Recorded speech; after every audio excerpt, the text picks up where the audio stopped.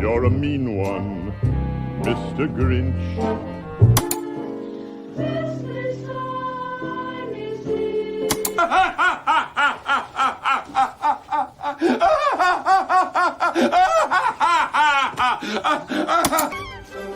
Who are you? What are you doing? Worm-headed sack of monkey shit he is! Hallelujah! Holy shit!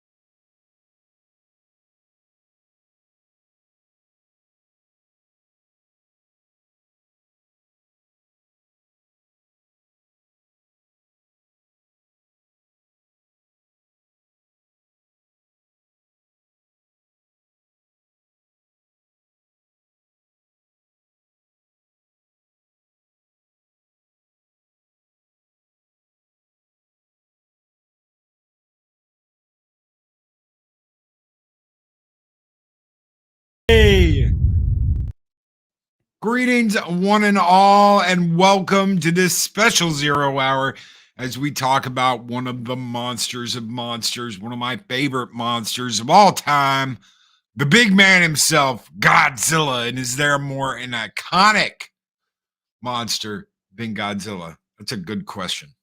Bill What do you think? Cosby. I'm going to say Bill Cosby.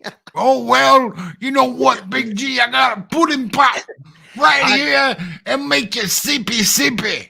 Oh, my God. You look a little... I can't do it anymore. I'm sorry. You look tired. Why don't you just take a... fuck. Take a nap right here on my couch and have a pudding pop, a special pudding pop. Ow! I told him he didn't have to do the show today. I promise. I did. All right. Okay. So, all right. Yeah. I'm just going to sit here and drink my tea. And yes, Philip says man, bear, pig. He's half man, half bear, half pig. Sorry. Zero is quite under the weather, but we're rolling through this. So thank you all for tuning in to share with us this special Monday morning 0 hour where we celebrate monsters and destruction and chaos and panic and disorder and everything. It's great to see you all again. Kiwi Chow, holy shit. What's the difference between Oppenheimer and Godzilla movies? Godzilla movies have never bombed Japan. Ouch. Ouch. Wow. There's pudding pops. There's pudding pops, yeah. Big old Daddy Zero keeps him in his pants. Aw, why don't you go take a look down south and see if you can find something the whole family can enjoy? Oh my God, I can't believe you just... Yes, that's what all the women say when they find my pudding pop. Uh-huh. All right, I'll show myself the door. Good night, everybody. Gun Buddy said, I remember when Cosby did picture pages in the 80s.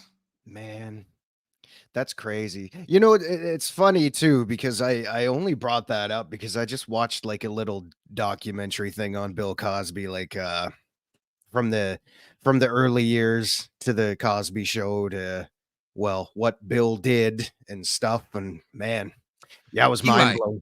and Peli, I don't think it's sad at all. This was a very thought-provoking movie. All right. The very first Godzilla movie. So let's go back. Let's go back to the very beginning. Let's go back to the black and white, which revolutionized a lot of special effects, conventional special effects, animatronics. This thing was thought provoking. People cried when he died.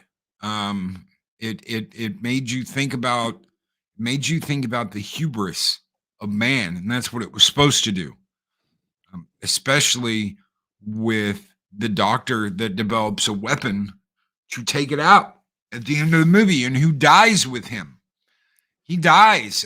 So this new movie is very much made in the spirit of the original, without copying anything, without dicking around with the story. You know, so many of us, that's why I said in my original little pre-review where we saw it early, it's not a remake.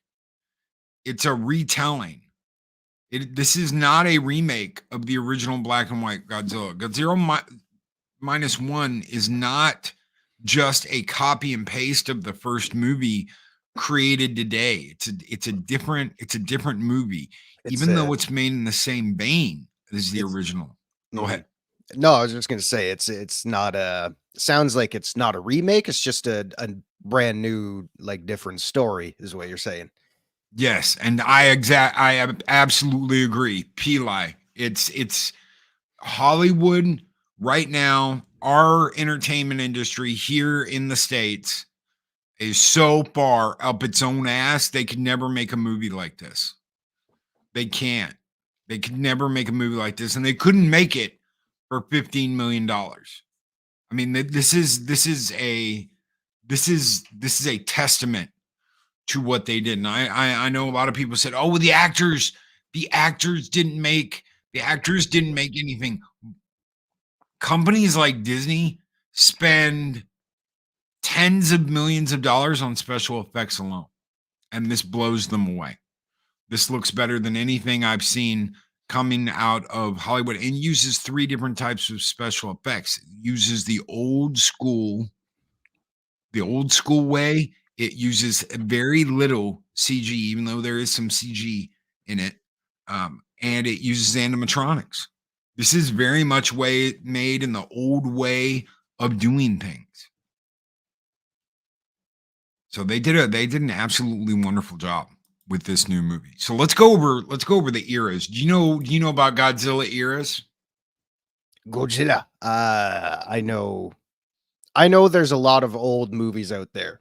Little disclaimer, and I told Loki this. I don't know shit. Zero doesn't know anything about Godzilla. Okay, well let's go to school just a little bit here. The Showa era is 1954 to 1975. A lot of your silly Godzilla movies made after the first one get made here. You've got, the Son of Godzilla. You've got the original Ghidorah, three-headed monster. They moved away from this is a riveting tale of mankind's hubris to, we're going to put a whole bunch of monsters in these movies and we're going to have them fight each other. So the Showa era, all monsters attack. You've got Rodan, you've got Mothra, you've got Mechagodzilla, you've got Anguirus, Baragon. You've got all these different monsters that are showing up in the Showa era. And when it ended which was like I said, 1975. You wouldn't see Godzilla for another 9 years, which brings us into the Heisei era, which is my favorite era in all of Godzilla. You've got the Return of Godzilla, which also had Raymond Burr come back in the American version. So Raymond Burr was the gentleman that was in the original Godzilla, the American version. They wanted the perspective of a reporter in the original Godzilla, an American reporter. So when American's there and he's seen all this, he's like, I've never seen anything like this. It's a giant monster. And he's destroying Japan, you know. So they bring back Raymond Burr for some clips in '84, which was '85 for us. You had Godzilla versus Biollante, which came after that. Absolutely crazy ass movie. We're going to take a rose and we are going to inject it with Godzilla cells. Science. Sciencey things. But the end of that movie is absolutely positively jaw-dropping what they did with this monster, because it wasn't just this giant rose. It was a culmination of like a plant in Godzilla. So it had a Godzilla-like mouth. It was evil. It was mean. And they're trying to shut down Godzilla and make it to where he can't use his atomic breath to try and finish him off. Without any care or wonder what's going to happen if Biollante just starts eating everybody, because it's a giant plant. It's pissed. That's crazy. So you had Godzilla versus King Ghidorah, which was another. This gave you like the birth of Godzilla. So they say, look, we've got to do something about Godzilla. These time travelers show up in a flying saucer and say, if you don't stop Godzilla, he'll destroy the world. He'll destroy all of Japan. And it won't stop there. And that was a big lie. So they go back in time to stop Godzilla from becoming Godzilla. They're removing this giant T-Rex from Bikini Atoll, one of the islands around Bikini Atoll, and getting washed with nuclear energy. Well, guess what? It happens anyway. So they bury him in the middle of the sea. The time travelers go back and they're like, you have no Godzilla now. We're going to take over. We're going to use our giant monster to take over Japan. And the dubbed version, they sound like that. Got it. That's one thing I do know. The dubbing was fantastic. Right. Yeah. So you had some really good movies, man. You had some really good movies. They all connected. They all like piggybacked off of each other. You had Space Godzilla. So many good movies that continued this trend all the way up until Godzilla versus Destroyer. And that, a lot of people consider that to be top Heisei era Godzilla, the best of the movies, because Godzilla dies. He's in meltdown mode. If you've ever seen the red Godzilla, parts of him are melting off. He uses the red fire breath. Yes, his fire breath changed. Okay, so a lot of the people that are like, oh, well, why is he glowing pink in the new trailer? Well, he glowed red in this one, and he glowed like a purplish color in Godzilla 2000, which is up next, which is a different era. So Godzilla ends up fighting Destroyer. Destroyer is created, tearjerker, soul assassin, dude. Yes, because it showed everything. It showed all the eras of Godzilla. And you think Godzilla's going down for the count. Godzilla melts. His body melts down. They're able to freeze him so he doesn't blow up the entire planet when he goes nuclear.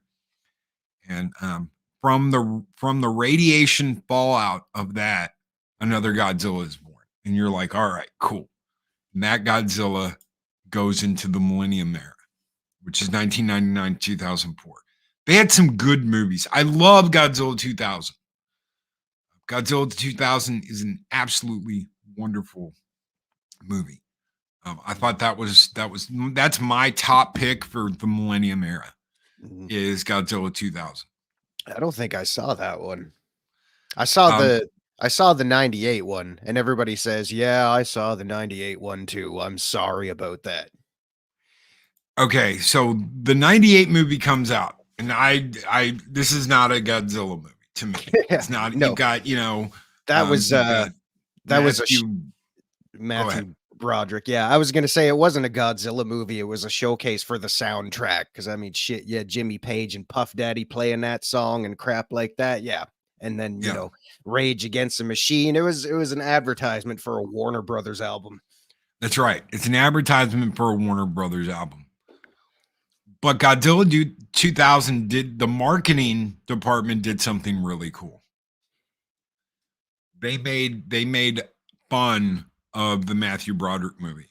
So when Godzilla finally shows up on screen, you've got White Zombie going, "Hell yeah, I'm the one that you wanted. Hell yeah, I'm the super beast." Oh my Because god! everybody wanted that Godzilla. Everybody wanted to see that Godzilla. You didn't get any heat breath out of the Matthew Broderick movie.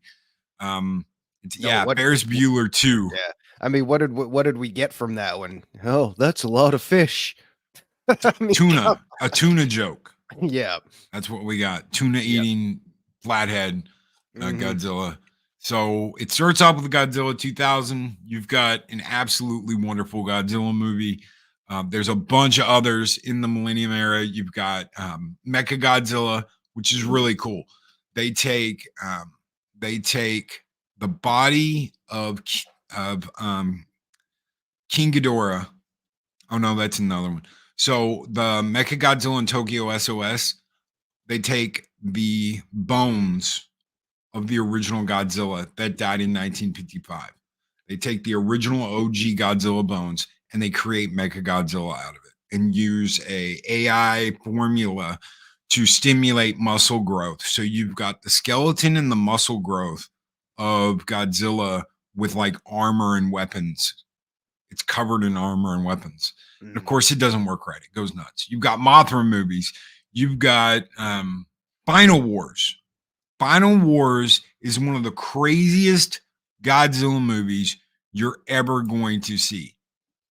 And the reason why I say that is you get everything that had ever come out, even the crappy Zilla from 98. Godzilla takes him on and like takes him down in one hit. He throws him into the Australian Superdome there in Australia and just wipes him out in one hit. You've got King Caesar. You've got Anguirus. You've got Gigan. You've got Mecha Super Gigan. You've got Mothra. You've got Rodan.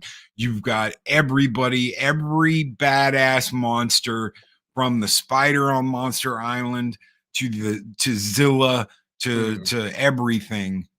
You've got all of them. Now, the rest of that story is you've got aliens that have come over to take over planet Earth. It's a weird story, and you've got some Power Ranger type shit where they're like "Sha," but you've also got this badass Sergeant Slaughter looking son of a bitch with a giant katana that's like, "You don't know me, boy, but I tell you what, you will know. You will know my buddy Godzilla when he comes in here and kills all your alien asses." And you're like, okay, I can kind of get behind this guy. And it's Final Wars is it's a badass movie. And I really did think, okay, this is the over the top ending Godzilla needs. It really is. That no, they do not have Gamera in that movie. But they've got like every villain, every other villain he's ever faced. So Gamera's not really a bad guy. So I know neither is Anguirus, but they're controlling them all. So who's most excited to find obscure Godzilla toys there? Really? God, of all the places. New York had a Godzilla store. It's not there anymore. It sucks. I wish it was. I really wish it was, but it was a really cool Godzilla store. and they had everything. They had every video. They were only DVDs back then. They didn't do Blu-ray. Blu-ray hadn't hit yet when I went, but they had toys. They had imports. They had a Godzilla Fantasia. They had everything. My God. I got the DVD version of Godzilla Fantasia that comes with the audio soundtrack, and it's absolutely awesome. Absolutely awesome. Ghost Rider says, Loki, say hey to Ripperverse. What's up? What's up, Ripperverse Warehouse crew? We got you on the crew TV. Hell yeah. Gentlemen, welcome to Mornings of Mischief. Thank you so much for tuning in. You guys are very much appreciated. Getting our Ripperverse merch out, getting our comic books out to everybody. You guys worked your butts off. Thank you guys so very, very much for doing what you do. You guys are great. Keep kicking ass, taking names, and don't take any crap, guys. You are fulfilling orders like crazy. I know you are. It's say hi to the wolf for me if he's there. He knows who he is. You guys are kicking ass and taking names. Don't let anybody tell you different. You guys should be proud of what you're doing. Damn right. Just like I'm sure the Godzilla crew who just made Godzilla -1, they should be really proud of themselves right now. They should be kicking ass and taking names and taking no prisoners because they have come up with something great. Yeah. Let's go to the Roa era, which is 2016 to now. They came out with this really crazy movie. Not everybody liked it. It's called Shin Godzilla. Not everybody liked it. I went and saw it in IMAX. I liked it. It wasn't the best Godzilla movie, but I liked it. I really did. And some people didn't understand it. They're like, I don't get it. I really don't get it. But what's the ending about, Loki? Why are they these little people? Because it was evolving. It was evolving. It was going through stages of evolution. I didn't particularly like the way he looked, but some of the things they did, like the heat beams coming out of his back to stop bombings, because they were like trying to bomb him. They were trying to use bombs to take him out, and he'd literally like bend over and his back would open up, and these heat beams, these anti-aircraft heat beams would arch out of his back. It was badass. I like wow. It's like he's got a secret weapon for everything. Yeah, he did. He evolved to fight what they were trying to use to kill him. Every time they tried to hit him with something, he would evolve. And take him down. It's pretty cool when you think about it, like scientifically, because I know, the evolutionary process usually takes, millions and millions of years. But when you think about Godzilla, it's a fantasy species, so you can kind of bend the rules a little bit, but they can still keep it grounded like that. Because if Godzilla keeps getting his ass kicked, it's like any creature or, intelligent life form that just develops a natural resistance to things, saying, okay, I'm getting shit shot at me, I'm going to shoot shit back. So it's pretty cool when you think about it scientifically like that. There was this idea that it could have been toxic waste. It could have gone through this section where there was all this toxic waste on the ocean floor, and it was just something small that evolved quickly, very, very quickly. They kept getting bigger and bigger because he's not even Godzilla when he shows up. He's like, it's almost like he was a worm. He's got these little tiny arms and little tiny legs that he can't even use. He's like scooching on the ground. So it's like what, like a salamander or something? Yeah, but without the ability to use its hands. It's more like moving like a worm at the beginning of the movie. It's a really weird movie. If you guys haven't seen Shin Godzilla, check it out. It's one of those. But the way the government responds is like the best part of the movie. It is absolutely 100% believable that the Japanese government would respond like this if something like this happened. Like a tadpole. Yes, like a tadpole. Thank you, Project Cambria. Like a big tadpole. But tadpoles ain't got no legs, Lieutenant Dan. Lieutenant Dan, tadpoles just scrunch on the ground. Yes, I know that. So there was all kinds of stuff going on. Like in 2016, you had Planet of the Monsters, which was Supposed to be a huge deal. They didn't do theatrical releases to these, and it's because of Netflix. So Netflix distributed the trilogy of Planet of the Monsters, Sitting on the Edge of Battle, and the Planet Eater, and the only place they released in theaters was Japan. And I was very disappointed. I mean, all because Netflix got involved, and I'm like, wow, nah. Yeah. So Yeah. Way to hold the monopoly on everything there. yeah. There's been talk of deals. There's been deals with Hollywood and China, Marvel. Yes, Marvel. Where Toho's invested a lot of money. Toho's invested a lot of money. And when you see what they've done with this latest movie, they've gotta know now that it's better in Toho's hands than it is in anybody else's. I understand this is a huge series. I understand that this is a giant series, and that just diversifying your portfolio with it. Yeah, okay, we're gonna lend it out to Legendary. Yeah, okay, we're gonna lend it out to Netflix. Yeah, okay, we're gonna lend it out to Marvel. But Toho has to keep making these movies, because the response for this latest movie. Have you ever been to a 4DX cinema? Zero? Oh God, I don't think so. I mean, like, because You would know if you did. Yeah, I probably would, because I mean, I'm not much of a theater goer anyway, so probably not. I don't know. Okay. It's hard Anybody to say. out there in the audience, anybody out there in chat that has been to a 4DX film, chime in. Go ahead and throw one in chat if you've been to a 4DX movie. This is crazy, dude. F and chat for 40. This is absolutely crazy. So it wasn't 3D. It wasn't in 3D. The seats, they don't just shake, they don't just rumble, they move. Your whole row moves. Damn. So when you're sitting there, and it's not just that, you've got wind. When they do a shot when they're at sea, your seats are moving like you're on the boat, and they're timed right. I don't know. I've only been to 2 of these, so I don't know how accurate some of the other ones are. But we were moving with the boat. Yeah. I mean, you've got your arms on your arm, you've got your hands on your armrest, and you're moving with the boat. Not only that, you've got wind.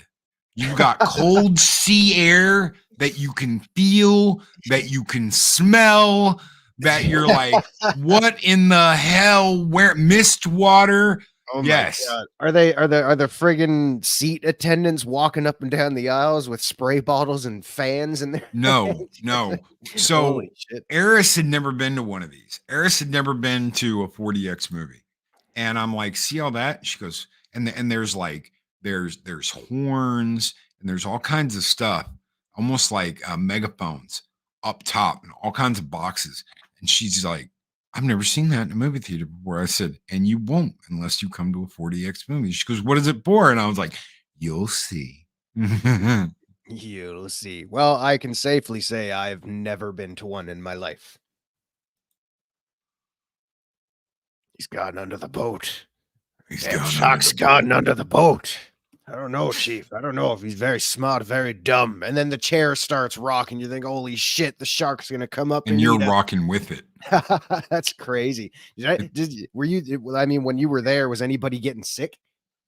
No. And what's surprising is Eris gets motion sickness. So you would think that the lurching and the shaking, dude, every time he brought his foot down, your chair was like, you're getting kicked around. I mean, I like stood up and I was like, damn, my lower back's killing me. What the hell? And I was like, oh yeah, I went to a 4DX movie. I'm old. God help me. There's a name for the current Godzilla era from Toho. Yeah, it's the Reiwa era. REIWA. Rowa era. Wow, it's amazing. I kind of want to try one of those 40x things now, just for the hell of it. So, and the legendary movies are just the legendary. They're legendary movies. They don't get an era. I know a lot of people are like, well, the legendary era. They don't get an era because they're offshoots that are not created in Japan. So That's crazy. any Taylor Swift viewing automatically. I don't know Wow. how much is the seat rumbling. The bass is turned way up for all the little girly fans out there. So it was about $20 a ticket.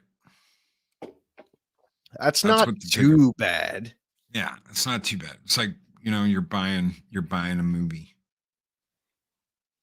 Yeah, pretty much. Get your discount if you can get it. So the best thing I can do, or the best thing I can say is, if you're a Regal, if you like going to Regal, if you have a Regal theater near you that has 40X, sign up for their Regal Plus members thing. You don't pay anything. They don't charge you anything. And every time you go see a movie, you get points for discounts and discounts on concessions, free discounts, free concessions on your birthday, stuff like that. So just for signing up, I think we got a free drink and a free popcorn. That's pretty cool. IMAX 40X. It's not a movie. It's an experience. Yeah, the popcorn tub. So I think for concessions, it was about, we got 2 drinks, and I don't like the concession stand at the one I go to. I really don't, because they didn't have anything. We went to a matinee. I saw it Wednesday night. We went Saturday, and we went to a matinee, and they didn't have anything besides popcorn and drinks.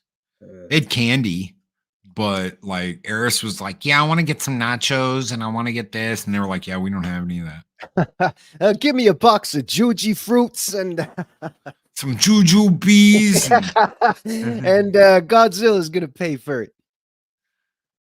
Yeah, I'm not finishing the rest of that joke. I'm sorry. Somebody told me to have a Coke and a smile and shut the F up. Yeah, I got that reference.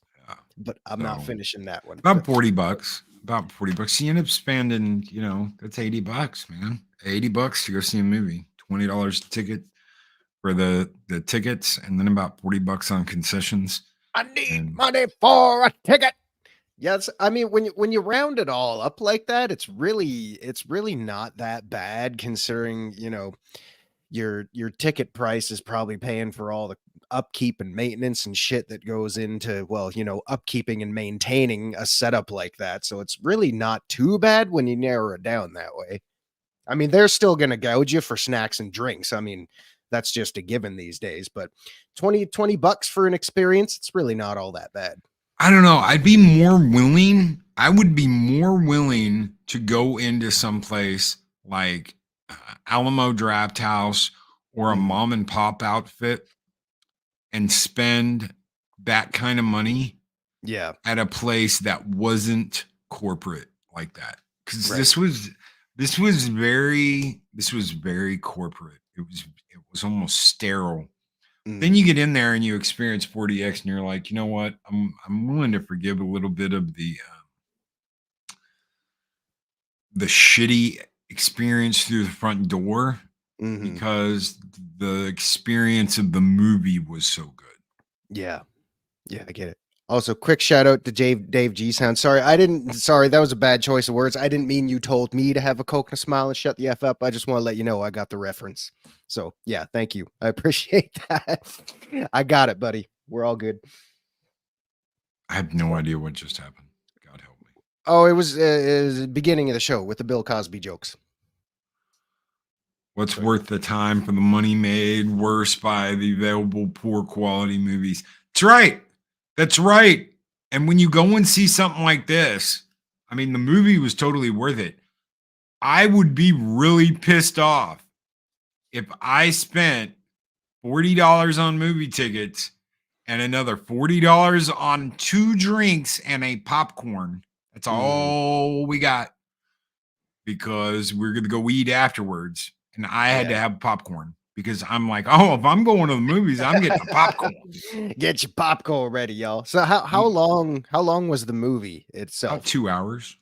That's pretty good. I mean, if you go and you pay that much and you go into a movie that's maybe like an hour and 20, which is like really borderline short these days, I could see that being kind of rip-off-ish. But for a full length 2 hour, monster movie where you're rocking and shaking and doing the whole thing in there, that's actually pretty dang good. And let me be very clear here. You can't beat a drive-in. So I absolutely agree, Shellback.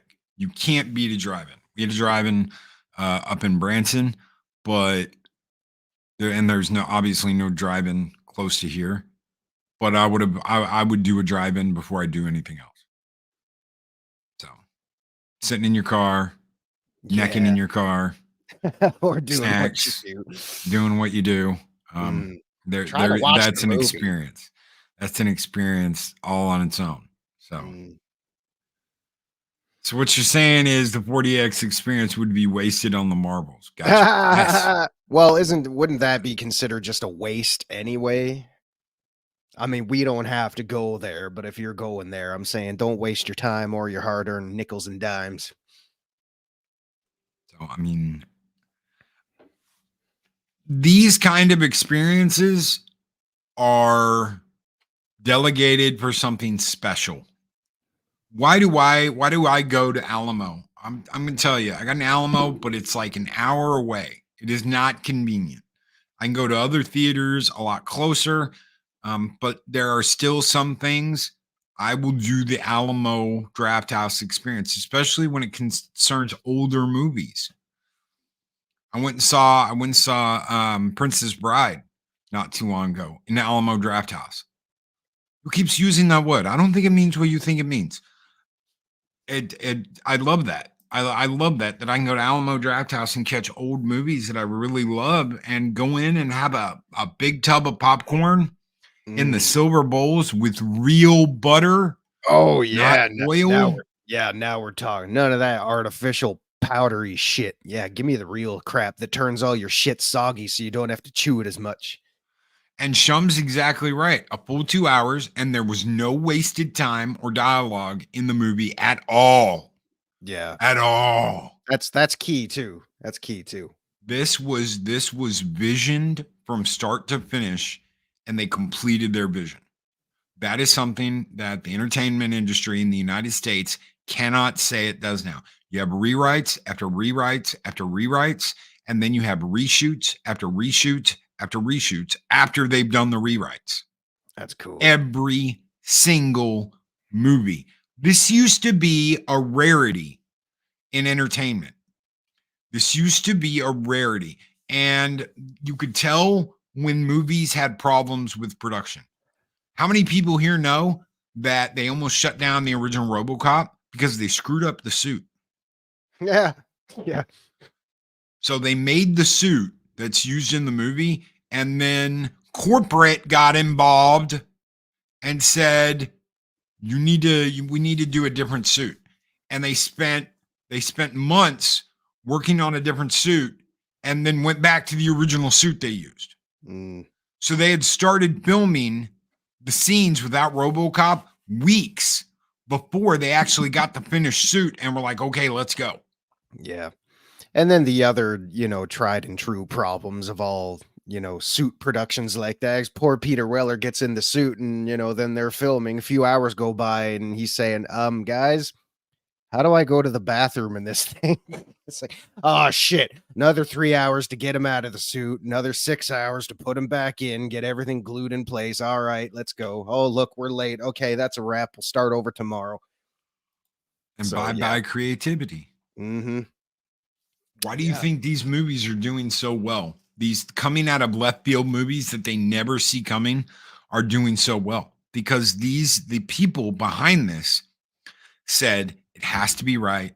It has to be right the first time. We want you to storyboard the shit out of this. We want you to get your creative energies flowing. We want you to put everything into pre-production, and then we make the movie. and we spend this much time making the movie. How many months? How many months did they work on the Marvels? How many months did they film? How many months did they go over rewrites in the middle of production of the movie? How many times did they go, you know what, we're going to have to go back and we're going to have to refilm again? They didn't do that here. They just made the damn movie. They said, this is what we want to do. They storyboarded it. They said, this is how much money you have. You're not getting any more. You're getting $15 million. That's what you're getting. That's what we got. Get it? It was 15. It was $15 million. Now you can add the advertisement to that. That's fine. But it took $15 million to make the movie. Mm-hmm. Add in advertisement, whatever. It's making a killing. This is one of the hottest Godzilla movies that's ever been made. Word of mouth is traveling. Godzilla fans are flocking to the theater and to see it. We had a half full theater at 11 a.m. I can only imagine. Wednesday? No, on a Saturday. Oh, okay. 11 a.m. on a Saturday. I had a full theater Wednesday night. Mm. It was packed wall to wall, and that wasn't 40X. I didn't see that in 40X the first time. I just went and saw it in the IMAX.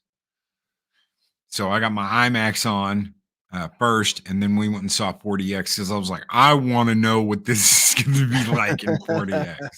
And I didn't warn Eris that I was like, oh, let's go see 40X. And she's like, is that different? And I was like, oh, yeah, it's different. Come on. Yeah, 40X is basically the size of the seats that they give you. That's what that means. Sit back, relax. It'll be all right. So, but she loved her. Shellback rewrites because put a chick in it and make it lame. Gay. Oh my God, he actually said it. Oh, holy shit.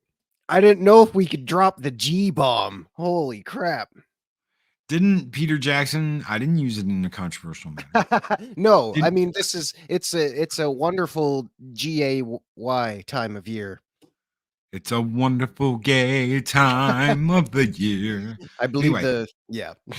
didn't Peter Jackson show up to New Line with a full animatic of the first film for Lord of the Rings, essentially the first finished cut of the film to pitch it? Yeah. Planning is a skill and talent on its own. And it's one that filmmakers have forgotten. Why? Because they're lazy. It's a lost art. Yeah. You can fix it because they believe you can fix anything in post with CGI. Of course. You just fix it. We'll fix it in post with CGI. Don't worry about it. Yeah, we'll fix it in post. Let's just shoot now and edit later. We can solve all our problems with that. Excuse me, Mr. Zero, my prop's not working. My 2-cent prop is not working. Oh, don't worry about it, little guy. We'll spend $5 million in CGI to fix it in post. Yeah. No shit. Like, oh, look, our rod up here broke. How are we supposed to swing this crane to pick up the transformer? Blah, blah, blah. Oh, we'll just spend another $500,000 on computer power to fix that. No, how about we run down to the hardware store, we get some duct tape and some fish net and maybe some string and go give me that pack of gum, start chewing that shit up. We'll slap that all together and bam, I can do that whole project for about $25 and we'll have enough money left over for lunch. That's filmmaking, ladies and gentlemen, where your limitations spark your creativity and push you to those edges where you start to push the envelope just a little bit further. Yeah. CGI means lazy. Yeah. Yep. It's and cold. You know what? They didn't use it. They didn't use it in the late 90s and the early 2000s because it looked like shit. Yeah. If they did, they spent millions on it. Mm-hmm. And it's not worth it. Yeah. And it's funny you mentioned it looked like shit back then because a lot of what comes out today still looks like shit. We still quite haven't figured that out yet. Bring back small models. Yeah, like practicality may take longer, even though it really doesn't. I mean, you know, now that you can spend millions of dollars to hire a whole team of computer programmers to animate all your crap for you, Or you could do it with some miniatures, some landscaping, some painting, some figures, and a whole shitload of fun toys you can play with and get it done for cheap. That's something that looks real. Why? Because it's on the goddamn camera. It's like, well, a real actor should be able to look at this green screen or this blue screen and say, all right, here you go. Give me my emotion. Give me my production. Give me my performance. No, give me something to act with. But I'm not an actor. I don't know anything. Hire a sculptor. Yeah. You know what they what they used originally back in the day? They used stop motion. Mm-hmm. I mean, imagine what they could get up to. Yeah, stop motion. Boom! Me and Soul Assassin thinking the exact same thing. Harryhausen. Look at that, Ray Harryhausen. Mm-hmm. Look at the stop motion. They Crazy. were innovating. Do you know what's wrong with special effects today? There's no innovation. There is no growing. It's let's trust the computer to do everything we want behind the scenes. Mm-hmm. As much as I love the OG Star Wars movies, the prequels had this problem where nothing was real. No. And it looked that way. You could totally tell. So go back. I know everybody's gonna be like, "What do you mean, Loki?" A lot of the movie isn't real. It's all CGI. It's all green screened. It's all fake. Oh, I mean, shit. You look at, the council meetings or whatever, and they're up in their big tower or whatever, and all of Coruscant's down there. It's like, yeah, there's no way they filmed all that. It's not like they were putting a camera on a dolly track with someone sitting there painting 1,000 heads on Q-tips to make it look like a crowd going by. No, we'll just use the computer. That's why everything looked phony. I mean, shit, they weren't looking out windows out there. They were looking at green screens in front of glass or behind glass. How can you and how hard is it to act? I mean, you've got to have. This is why I don't give Jaden or Christensen any shit, because you have to be at the very, very pinnacle of your acting game to be surrounded by nothing and act like there's something there. Mm-hmm. I understand. It is acting, but when you're in a room, just a green room, and you're told, okay, you're sitting in a flower field, you have to do this and that. You have to act like you're actually outside in a meadow doing whatever. That takes skill. Yeah. And it's You tough. have to be at the top of your game. And there's a lot of actors and actresses now that film on go out and film on location. Oh my God, we have to go out in the really real world. Yes, bitch. Yes, you do. Because that's what it was all about. I mean, shit, look at the cast and crew when they went to film fucking Temple of Doom and shit like that. They were all getting sick. Or was it the first one? No, it was the second one. They're all getting sick because of the heat waves and the food and the indigestion and all that crap. But they went out there and did it. Why? Because it was fucking real. That's right. And Jester's Darth Arlena has an excellent point. One of the reasons why I love Bram Stoker's Dracula. Everything was old style, simple special effects, except for the rings of fire.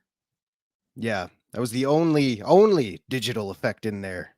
But yeah, everything. House. Yes. I do not drink wine. Yeah, everything in that movie was practical too, in the most creative, genius of ways. And it was old school trickery. And they even referenced that, when they were in the theater in London and they had like the train coming towards them or some shit like that. But yeah, practicality is, goddamn, it is a wonderful and beautiful thing. Right here, the volume is made for people who don't want to film with other people. 360-degree digital landscapes, room for two. Sounds like a really expensive date rather than a filming studio. And you know who uses that more than anybody else? Disney. Mm-hmm. Disney uses that more than anybody else. That's what they do. You couldn't do it. Uh-huh. I couldn't do. No, I'm not attempting to butcher that one. I may be kind of semi speaking okay, but we're not doing voices this morning. See, I'm losing it already.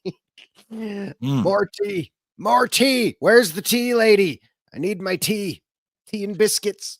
So let's turn to the last thing we're going to talk about, and that's the Legendary Pictures movies. You had the Bryan Cranston film, which you saw. You saw the Bryan Cranston film with the Mutos. Yes, I did. Yes, I did. Okay, so you've got Godzilla, with the Mutos. You've got Godzilla King of Monsters, which was I think the best. It's Godzilla versus monsters. King Ghidorah. King Ghidorah wakes up. It's pissed. It wants to take over. You've got Mothra. You've got Rodan. You've got Queen Muto. You've got Behemoth, Methuselah, Skilla. You've got these monsters that are bending the knee to King Ghidorah because they think that King Ghidorah is the king. And Godzilla's got to take his mantle back. I do not like any of the human nonsense in that movie. I think the human nonsense could have been absolutely erased, and you would have had a good monster movie. The problem is that you've got some really crappy. The chick that plays Millie Brown's mom is absolutely insufferable. We have to reset the entire world. And I have decided that I'm going to be the one judge, jury, and executioner that's going to release all these monsters and let them devastate the earth so that we can reset the population of the earth to a more manageable size. Do you know what that sounds like? That sounds like my goddamn environmental science class in college. That is what that sounds like. Your final, ladies and gentlemen, your final will be how to reduce the world's population by half, because that's the only way we will. I'm not shitting you. Wow. That is the only way that we can sustain the planet is by reducing the population by half. I'm not kidding. That was our final. All right, ma'am. Let's start with you. Show us how. So you had to come up with a plan of action, and you wouldn't believe how many people came up with virus. I'm not kidding. Oh, shit. I'm not kidding. Wow. Well, I mean, it's easy. You know, it's simple, effective. It gets out of control. It doesn't discriminate. It just gets out there and does what it wants to do. So yeah, I could see that. But yeah, It's so, yes, I did. Go ahead. Go ahead. No, go ahead. All right. Yeah, I was gonna say. So yes, I have seen those. I mean, the differences were somewhat negligible. But the one glaring gripe I had with Cranston Godzilla, and I know a lot of people will agree with this. Some people may disagree because it's like, you know, the mystique of monsters. We didn't really see Godzilla a whole lot in that first Cranston movie. And I know you could say, oh, well, you know, that keeps the mystery. It's like, no, it's a Godzilla movie. I mean, you know, correct me if I'm wrong. People want to see Godzilla go wreck house, blow shit up, and destroy things, right? Yeah, we didn't get a whole lot of that. And, you know, with what you said about the first one, a lot of that human element that was in, you know, King of Monsters and stuff probably could have done the same in the first movie. But that's just my opinion, because man, you want to see it's a popcorn movie. You want to go and see shit get destroyed, especially when you wait that long after 98 Godzilla and that whole, you know, moment of silence we had in between the two films. I mean, people were waiting for that. They were excited to see it. So, I mean, I was a little bit disappointed, but I was just glad to see it wasn't cheesy and corny. Like, they really hyped it up. He looked like a natural disaster. It really did. Yeah. They were showing scenes of like the guys, the Earth, this is a mission. None of you are going to come back alive. Right. And they jump out of the plane and it's like, oh, yeah.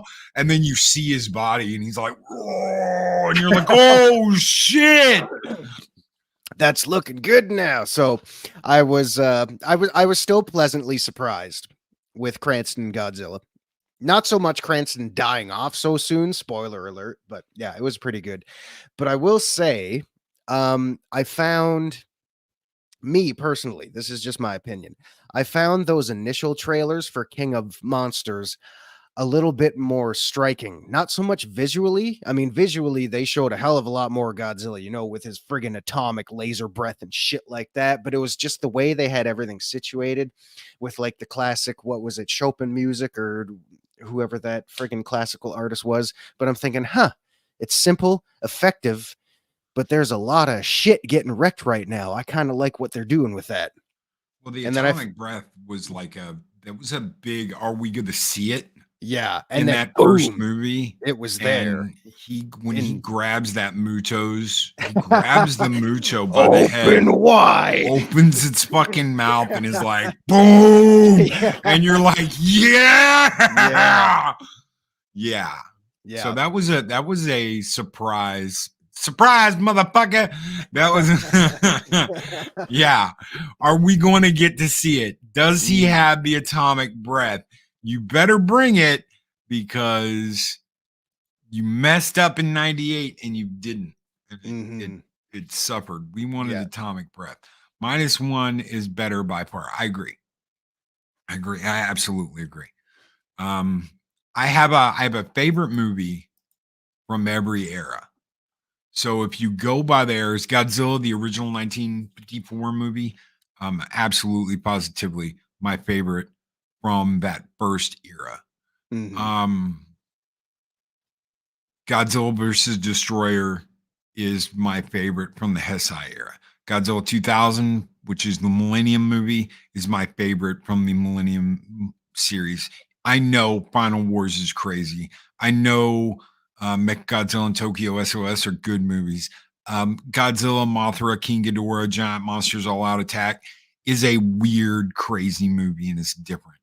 But Godzilla 2000 is going to be my favorite from that era. Godzilla -1 is now my top movie from this era.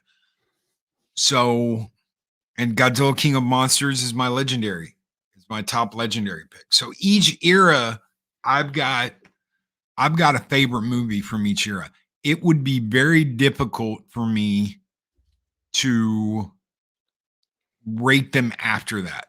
You know, I don't think I think the original Godzilla has such a great story and is such a shock to the system. What they talk about, the things they talk about mankind's hubris. They talk about Japan's hubris. This isn't America talking about this. This is Japan. This is Japan saying, we wonder if this is our penance, the penance we have to pay for throwing our sons' lives away in a meaningless war that we started. That is Japan saying that. That's not the US saying that. That is Japan saying that. It's crazy. And the animatronics, the technological achievement they made in that movie, it's a 10. It will always be a 10. People can say it's dated. People can say, oh my God, whatever. But that is a 10. The story and the what they overcame to make it gives it a 10. Nice.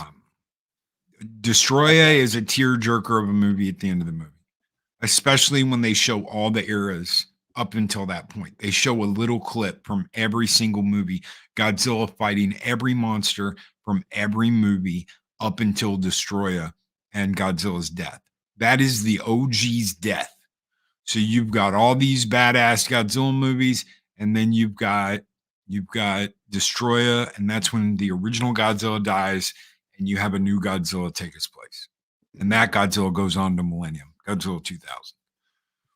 So it's the legend continues. I can't pick. I really can't. I can't pick and choose.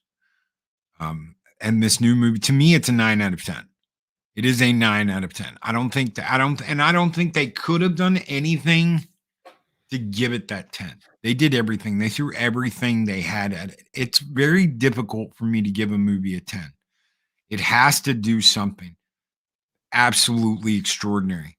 Do I think that $15 million price tag quantifies that? I do. I really do. But I'm still hesitant to say, you know what? It's 10.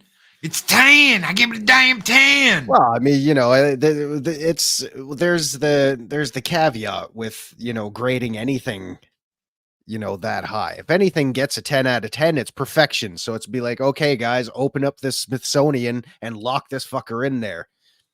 You know, so it's kind of hard to give anything a 10. And you know, we can have like an album, a game, a movie, TV show, whatever, come out and everybody says, "Oh, this is 10 out of 10. Fantastic." Well, not everything is perfect. For me, they're very few and far between. Because I mean, if it comes out, especially as time goes by, you'll notice with a lot of things where time has not been too kind on the certain aging of materials we like, you know, it's kind of hard to grade anything these days, let alone perfection. Because let's face it, 10 out of 10 is perfection. You know, That's right. You can even look back at the movies we say are damn near perfect, like Aliens or Terminator 2 or anything like that. Are those flawless films? No, they're damn close, but they're still flawed. But they're damn well good enough. You can look past said flaws because there's a greater sum of the parts going on above all that. So what's your favorite? Let us know. Let us know in the comments. We will be back tonight, later tonight, for Godzilla on PS5, God of Destruction. So we went through last night as Godzilla. We are going to go through the game as a defender this time. We're going to use, you know, one of the Mecha Godzillas. We're going to use maybe Mecha King Ghidorah. I don't know yet what exactly we're going to use, but we're going to use one of them. So tonight, we had one last night. If you missed it, check it out. It was an absolute blast. Godzilla destroyed all of Japan, left it flat, went into meltdown mode, and he fought the 2014 legendary Godzilla at the very end. So you never know who's going to show up at the end of these battles. So we kicked ass, we took names, we destroyed Mothra, we just kept kicking monster butt. We destroyed a 100-meter tall Rodan. And then at the end, Godzilla from 2014 showed up, and I was like, oh, bring it, big boy. Because I was in meltdown mode. So Hello, beastie. Hello. Yes. So catch us tonight. We'll be gaming again with Godzilla, God of Destruction on PS5. We are sending you guys over to Machinies. I hope you have a great day. Thank you, Zero, for being here. I know it couldn't have been easy being sick and all. Thank you. Yeah. I apologize to anyone that had to listen to me. Under normal circumstances, I'd apologize anyway. But yeah, just see, I'm going through puberty again right now. Oh I do apologize, but thank you all for tuning in. Thank you for having me. Yeah, just doing my best with the circumstances that we're given. So y'all have yourself a great rest of your day. And yeah, thank you as always to my co-host Loki for bringing us in here. Hopefully we can make your Monday mornings a little bit brighter and better. So keep rolling on, folks. You guys rock and roll. Y'all take care. Be excellent to each other. Always speak friend honor. Have a great start to your week, guys.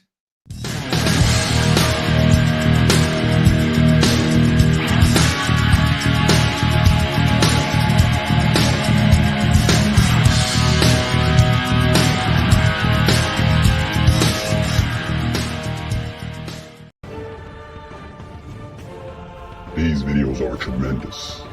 Like, comment, and subscribe, and hammer that notification bell.